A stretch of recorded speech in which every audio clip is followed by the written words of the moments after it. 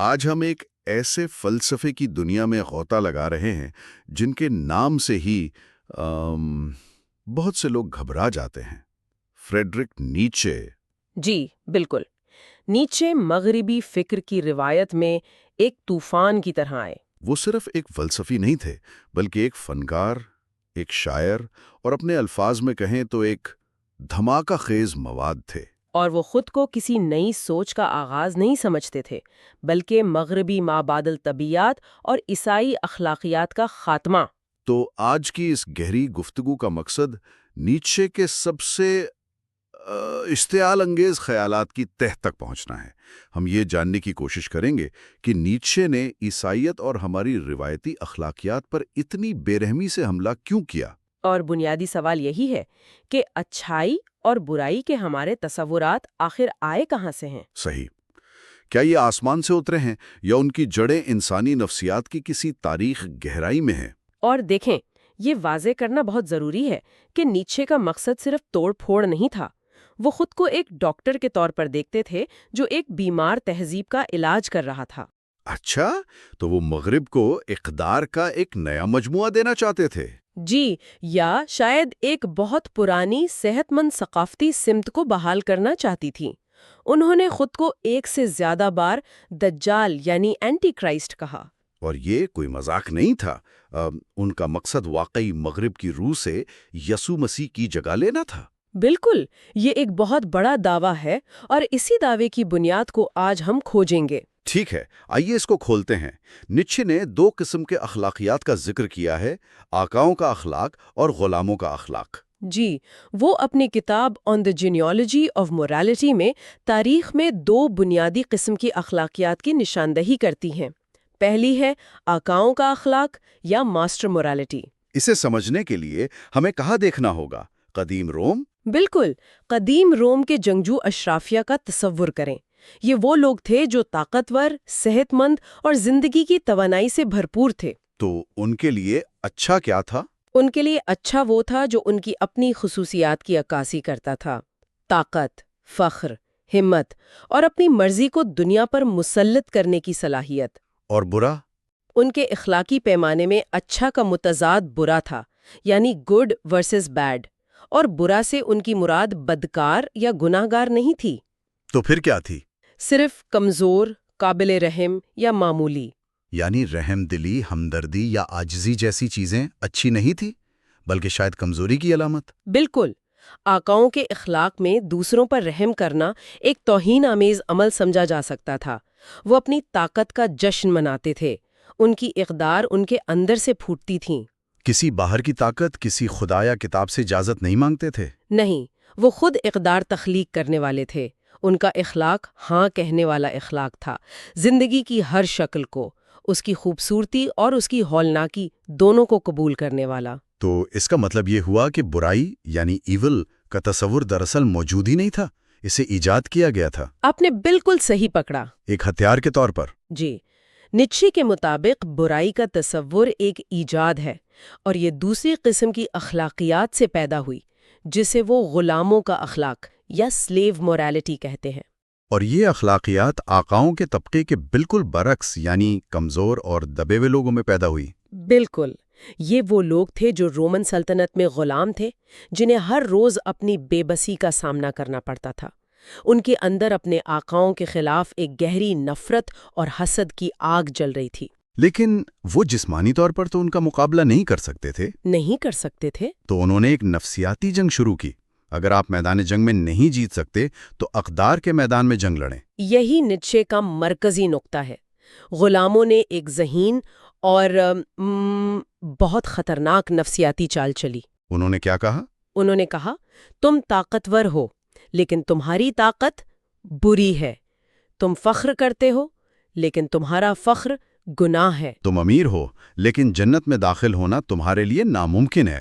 واو! اور پھر انہوں نے اپنی خصوصیات کو اچھا قرار دیا، اپنی کمزوری کو عاجزی کہا، اپنی بزدلی کو صبر کہا، اور بدلہ نہ لے سکنے کی صلاحیت کو معافی۔ کا نام دے دیا۔ بالکل، رحم، ہمدردی، محبت، جنہیں آقا کمزوری سمجھتے تھے، انہی کو سب سے بڑی نیکیاں بنا دیا گیا۔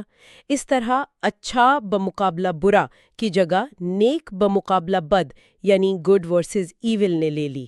اور یہ سلیو موریلٹی صرف قدیم روم تک تو محدود نہیں رہی ہوگی؟ نہیں، بالکل نہیں۔ نیچے کے مطابق یہ ہر اس جگہ نظر آتی ہے جہاں کمزور لوگ اپنی کمزوری کو ایک خوبی بنا کر پیش کرتے ہیں، جیسے آج کل سوشل میڈیا پر ورچو سگنلنگ کو سوچیں۔ بلا شبہ وہ اسے ریوڑ کے اخلاق یعنی ہرڈ موریلٹی کی ایک جدید شکل کہتی۔ اور ریوڑ سے ان کا مطلب صرف ایک ہجوم نہیں بلکہ ایک ذہنیت ہے جو انفرادیت سے ڈرتی ہے۔ جی، اور محفوظ رہنے کے لیے اوسط درجے کی زندگی کو ترجیح دیتی ہے۔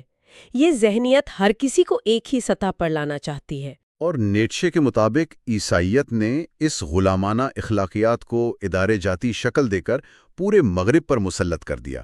جی ہاں، یہاں تک کہ جنت اور جہنم کا تصور بھی اسی نفسیاتی بدلے کا حصہ ہے، جہاں کمزور لوگ ایک خیالی دنیا میں اپنے طاقتور آقاؤں کو ہمیشہ کے لیے جلتے دیکھ کر تسکین حاصل کرتے ہیں۔ یہ بات سمجھ میں آتی ہے کہ غلاموں میں نفرت تھی، لیکن اس نفرت کو ایک پورے اخلاقی نظام میں بدل دینا، یہ ایک بہت بڑا نفسیاتی قدم ہے۔ اس کے پیچھے کون سی توانائی کام کر رہی تھی؟ بالکل، یہ تبدیلی بغیر کسی بنیادی توانائی کے ممکن نہیں تھی۔ کیا یہیں پر نیٹشے کا طاقت کی خواہش والا نظریہ سامنے آتا ہے؟ جی، وہ توانائی طاقت کی خواہش یا ول ٹو پاور ہے۔ یہ صرف سیاسی طاقت یا حکومت کرنے کی خواہش نہیں ہے، یہ ایک بہت گہری کائناتی قوت ہے۔ یعنی ہر جاندار شے کی بنیادی خواہش صرف زندہ رہنا نہیں بلکہ اپنی طاقت کو بڑھانا، پھیلانا اور غلبہ حاصل کرنا ہے۔ بالکل، ایک پودا جو سورج کی روشنی کے لیے جدوجہد کرتا ہے، ایک جانور جو اپنے علاقے کے لیے لڑتا ہے، اور ایک انسان جو علم یا اثر و رسوخ چاہتا ہے، یہ سب طاقت کی خواہش کے مظاہر ہیں۔ تو آقا اور غلام دونوں میں یہ خواہش موجود تھی؟ جی ہاں، اور یہی اس تصور کی خوبصورتی ہے۔ فرق صرف اس کے اظہار کے طریقے میں ہے۔ آقا اپنی طاقت کی خواہش کا اظہار کھلے عام جسمانی طور پر کرتا ہے، اس کی توانائی باہر کی طرف بہتی ہے۔ صحیح، لیکن غلام جسے سماجی حالات کی وجہ سے اپنی اس خواہش کو باہر کی طرف ظاہر کرنے سے روک دیا جاتا ہے، اس کی یہ توانائی ختم نہیں ہوتی۔ وہ اندر کی طرف مڑ جاتی ہے۔ جی، وہ اندر کی طرف مڑ جاتی ہے۔ اور جب یہ توانائی اندر کی طرف مڑتی ہے تو وہ خود اپنے آپ پر غلبہ حاصل کرنے کی کوشش کرتی ہے۔ یہ ایک چونکا دینے والا نقطہ ہے۔ کیا یہیں سے ضمیر یعنی کانشنس کی ابتدا ہوتی ہے؟ نیٹشے کے نزدیک بالکل یہی ہوا۔ جب انسان کی فطری جارحیت کو باہر نکلنے کا راستہ نہیں ملتا تو وہ خود کو اپنا شکار بنا لیتی ہے۔ ضمیر نیٹشے کے لیے انسان کی اپنے خلاف بربریت ہے۔ خود کو اذیت دینا؟ جی، خود کو اذیت دینے کا ایک عمل ہے۔ جرمن زبان میں ضمیر کی خلش کے لیے ایک لفظ ہے گیونسن بسے، جس کا لفظی مطلب ہے ضمیر کا کاٹنا۔ ضمیر کا کاٹنا؟ نیٹشے کہتی ہیں کہ انسان فطرتاً شکاری جانور ہیں۔ اگر وہ دوسروں کو نہیں کاٹ سکتے تو وہ خود کو کاٹنا شروع کر دیتے ہیں۔ یہی اندرونی اذیت ضمیر کہلاتی ہے۔ ایک منٹ، یہ بات ہضم کرنا مشکل ہے۔ کیا نیٹشے یہ کہہ رہے ہیں کہ ہمدردی اور رحم جیسی خوبیاں جنہیں ہم انسانیت کا کمال سمجھتے ہیں وہ محض کمزوری اور حسد کا نتیجہ ہے؟ یہی تو نیٹشے کا مقصد تھا کہ وہ ہمیں بے آرام کریں۔ وہ چاہتے تھے کہ ہم ان اقدار پر سوال اٹھائیں جنہیں ہم آنکھیں بند کر کے قبول کر لیتے ہیں۔ اور ہمارا ضمیر جو ہمیں برے کاموں سے روکتا ہے وہ دراصل خود سے نفرت کی ایک شکل ہے۔ ان کے نزدیک ضمیر کا مقصد ہمیں نیک بنانا نہیں بلکہ ہمیں قابو میں رکھنا ہے، ہمیں ایک قابل یقین جانور بنانا تاکہ ہم سماج میں رہ سکیں۔ تو اگر غلاموں نے اپنی کمزوری اور حسد کی وجہ سے یہ اخلاقیات بنائیں تو اسے ایک منظم اور طاقتور نظام کی شکل کس نے دی؟ آخر کوئی تو ہوگا جس نے اس نفرت کو ایک نظریے میں ڈھالا۔ یہاں نیٹشے ایک اور دلچسپ کردار کو سامنے لاتی ہیں، پادری یعنی دی پریسٹ۔ اچھا۔ نیٹشے کے مطابق پادری جنگجو اشرافیہ کی مکمل ضد ہے، جسمانی طور پر کمزور، دنیاوی لذتوں سے پرہیز کرنے والا، لیکن اسے کمزور سمجھنا ایک غلطی ہوگی، کیونکہ اس میں بھی طاقت کی خواہش شدید ہوتی ہے۔ بالکل، بس اس کے اظہار کا طریقہ مختلف ہے۔ وہ تلوار سے نہیں بلکہ نظریات سے حکومت کرتا ہے۔ وہ ریوڑ کی نفرت، حسد اور دکھ کو سمجھتا ہے اور اسے اپنے مقاصد کے لیے استعمال کرتا ہے۔ اور اسی غلامانہ اخلاقیات کو ایک منظم عالمی نظریہ بنا دیتا ہے۔ جی، اور اس نظریے کا سب سے خطرناک حصہ ہے، جیسا کہ آپ نے پہلے اشارہ کیا، دکھ کو معنی دینا ہے۔ لیکن یہ بات ابھی بھی مجھے الجھا رہی ہے۔ دکھ کو معنی دینا اسے مزید بدتر کیسے بنا سکتا ہے؟ یہ ایک بہت اہم سوال ہے، اور یہی نیچے کی سوچ روایتی فکر سے بالکل مختلف ہے۔ ان کے نزدیک یہ دنیا بنیادی طور پر بے معنی ہے۔ یہاں کوئی الہی منصوبہ کام نہیں کر رہا؟ نہیں، اس لیے دکھ بھی بے معنی ہے۔ نیچے کے مطابق انسان کی سب سے بڑی پریشانی دکھ خود نہیں بلکہ دکھ کی بے معنیویت تھی۔ اور پادری اسی خلا کو پر کرتا ہے۔ بالکل، پادری آتا ہے اور کہتا ہے تمہارا دکھ بے معنی نہیں ہے، یہ خدا کے منصوبے کا حصہ ہے۔ تم تکلیف میں ہو کیونکہ تم گنہگار ہو۔ تم اپنی تکلیف کے خود ذمہ دار ہو۔ یہیں پر نیچے کے نزدیک سب سے زہریلا تصور متعارف ہوتا ہے، گناہ یعنی گلٹ۔ اس سے پہلے انسان صرف جسمانی طور پر دکھی تھا، اب پادری کی وجہ سے وہ نفسیاتی طور پر بھی دکھی ہو گیا ہے۔ وہ نہ صرف تکلیف برداشت کر رہا ہے بلکہ خود کو اس کا ذمہ دار بھی سمجھ رہا ہے۔ جی، اور یہ احساس جرم اس کی اذیت کو بے حد بڑھا دیتا ہے۔ پہلے صرف جسمانی درد تھا، اب اس کے ساتھ ضمیر کا عذاب بھی شامل ہو گیا ہے۔ تو اس سب کا کیا مطلب ہے؟ نیٹشے نے تو ہماری اخلاقیات کی بنیادوں کو ہلا کر رکھ دیا ہے۔ آج کے دور میں ہم ان کے فلسفے کو کیسے دیکھیں؟ ان کے بارے میں کہا جاتا ہے کہ وہ ہتھوڑے سے فلسفہ کرتے تھے۔ ہتھوڑے سے فلسفہ کرنا کا تصور ان کے فلسفے کی تباہ کن، شکی اور بے رحم فطرت کو ظاہر کرتا ہے۔ وہ اپنے ہتھوڑے کو ایک ٹیوننگ فورک کی طرح استعمال کرتے تھے؟ جی، وہ اسے پرانے بتوں یعنی صدیوں سے قائم اقدار اور عقائد پر مارتے تھے، یہ دیکھنے کے لیے کہ کون سے کھوکھلے ہیں اور کون سے ٹھوس۔ اور ان کے نزدیک زیادہ تر بت کھوکھلے تھے۔ بالکل، اور یہ ایک ایسا عمل ہے جو فکری طور پر بہت بے چین کرنے والا ہے، کیونکہ یہ ہمیں ہماری تمام یقینیات سے محروم کر دیتا ہے۔ اور اسی تباہ کن نوعیت کی وجہ سے ایک بہت مشکل موضوع سامنے آتا ہے، نیٹشے کا نازی اعظم سے تعلق۔ جی، یہ ایک بہت پیچیدہ سوال ہے اور اس پر کوئی آسان جواب نہیں ہے۔ کیا وہ ایک پروٹو نازی تھے؟ دیکھیں، ایک طرف کچھ لوگ نیٹشے کو نسل پرستی اور ظلم کا پیش خیمہ مانتے ہیں۔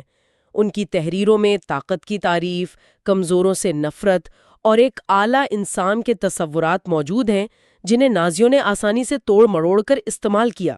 اور ان کی بہن کا بھی اس میں کردار تھا، ہے نا؟ جی، خاص طور پر ان کی بہن الزبتھ فاسٹر نیٹشے، جو ایک کٹر یہود مخالف تھیں، نے ان کی وفات کے بعد ان کی تحریروں کو نازی نظریے کے مطابق ایڈٹ کر کے پیش کیا۔ لیکن کیا نیٹشے خود اس سے متفق ہوتے؟ ہرگز نہیں۔ نیٹشے خود جرمن قوم پرستی اور یہود دشمنی سے شدید نفرت کرتے تھے۔ وہ زندہ ہوتے تو نازیوں کے ہاتھوں اپنے کام کے استعمال سے شدید نفرت کرتے۔ لیکن کیا ان کے کام کو اس کی ذمہ داری سے مکمل طور پر بری کیا جا سکتا ہے؟ اصل میں نہیں کیا جا سکتا۔ ان کا انداز تحریر جان بوجھ کر اشتعال انگیز اور مبہم تھا۔ ان کا خود ایک مشہور قول ہے کہ میں اس لیے لکھتا ہوں تاکہ مجھے غلط سمجھا جائے۔ تو اس قول کی روشنی میں تو ان پر کچھ نہ کچھ ذمہ داری عائد ہوتی ہے۔ جی، لیکن ایک اور دلچسپ نکتہ یہ ہے کہ نیٹشے کو مغربی فکر کے زوال کا سبب نہیں سمجھنا چاہیے، بلکہ انہیں ایک سیسموگراف کے طور پر دیکھنا چاہیے۔ ایک سیسموگراف یعنی زلزلے کو محسوس کرنے والا آلہ؟ بالکل، وہ پہلا اور سب سے حساس مفکر تھا جس نے مغربی تہذیب کی بنیادوں میں آنے والے زلزلے کو سب سے پہلے محسوس کیا اور اسے بیان کیا۔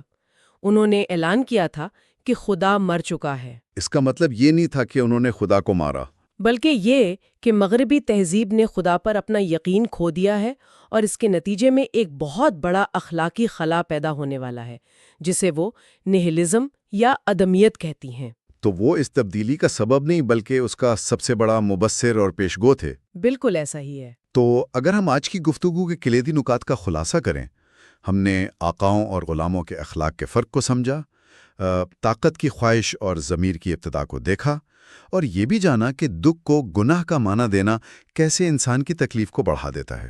جی، اور حتمی تجزیہ یہی ہے کہ نیچے کا مقصد صرف تباہی نہیں تھا، وہ اس تباہی کو ایک ضروری عمل سمجھتے تھے تاکہ کچھ نیا تخلیق کیا جا سکے۔ وہ ایک اعلیٰ انسان کے لیے راستہ صاف کرنا چاہتے تھے۔ ایک ایسے فنکار یا فلسفی کے لیے جو اچھائی اور برائی کے روایتی تصورات سے آگے بڑھ کر ادمیت کے اس خلا میں اپنی اقدار خود تخلیق کرے۔ جو کسی اور کے بنائے ہوئے اخلاقی ضابطوں کا پابند نہ ہو بلکہ اپنی زندگی کو ایک فن پارے کی طرح خود تراشے۔ جی، یہ ایک بہت بڑی ذمہ داری ہے، اور شاید اسی لیے نیچے کا فلسفہ آج بھی اتنا طاقتور اور خطرناک سمجھا جاتا ہے۔ تو آخر میں سننے والوں کے لیے ایک سوچ چھوڑ جاتے ہیں۔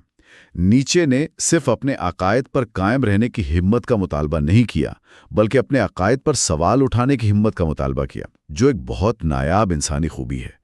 اخلاقی یقینیات سے بھری اس دنیا میں کیا ہوتا ہے جب کوئی نیچے کا ہتھوڑا اٹھاتا ہے اور اسے صحیح اور غلط کے بارے میں اپنے گہرے ترین سب سے عزیز عقائد پر لاگو کرتا ہے؟ کیا دریافت ہو سکتا ہے اور کیا ٹوٹ سکتا ہے؟